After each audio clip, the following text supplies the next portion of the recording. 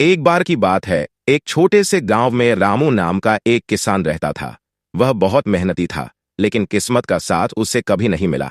उसकी जमीन बंजर थी और बारिश भी कम होती थी। उसके पास खाने के लिए भी मुश्किल से कुछ होता था। एक दिन रामू जंगल में लकड़ी बीनने गया। वहां उसे एक चमकदार बीज मिला। यह बीज बहुत ही खूबसूरत था। रामू ने सोचा कि शायद यह कोई जादुई बीज हो। वह इसे लेकर घर आया और अपनी खेत में बो दिया। कुछ दिनों बाद बीज से एक अद्भुत पौधा उगा। यह पौधा हर दिन बढ़ता गया और कुछ ही दिनों में एक विशाल पेड़ बन गया। इस पेड़ पर सुनहरे फल लगे हुए थे। रामू ने एक फल तोड़ा और खाया।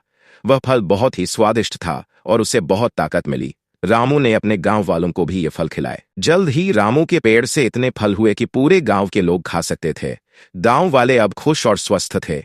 रामू को गांव का हीरो बन गया। रामू ने अपने गांव वालों को सिखाया कि कैसे वे इस जादुई पेड़ से फल उगा सकते हैं।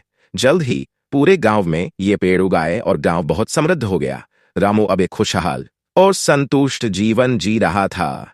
लेकिन कुछ समय बाद रामू का जादुई पेड़ धीरे धीरे पूरे इलाके में चर्चा का विषय बन गया। जैसे जैसे लोग इस पेड़ के बारे में जानने लगे, कुछ लालची लोग भी इस पर अपनी नजरें गड़ाने लगे। एक दिन पड़ोसी गांव के कुछ लोग रामू के गांव आए और बोले, हमें भी इस पेड़ का फल चाहिए, नहीं तो हम इसे काट देंगे। रामू ने उन्हें समझाने की कोशिश की कि पेड़ का फल लेने के लिए धैर्य और मेहनत की जरूरत है, लेकिन वे लोग नहीं माने। एक रात उन्होंने चुपके से पेड़ पर कब्जा करने की कोशिश की। गांव वालों को जब ये बात पता चली तो सबने मिलकर उन लोगों को रोकने की कोशिश की। इस झगड़े में गांव वाले और पड़ोसी आपस में भिड़ गए।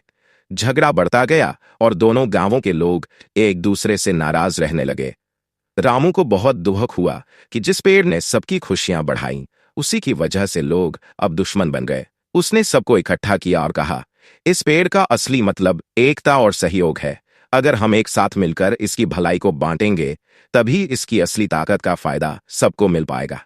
रामू के समझाने पर सभी को अपनी गलती का एहसास हुआ।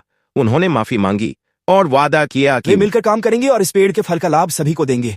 धीरे धीरे दोनों गांवों के लोग फिर से दोस्त बन गए और उन्होंने एक साथ मिलकर नई शुरुआत की।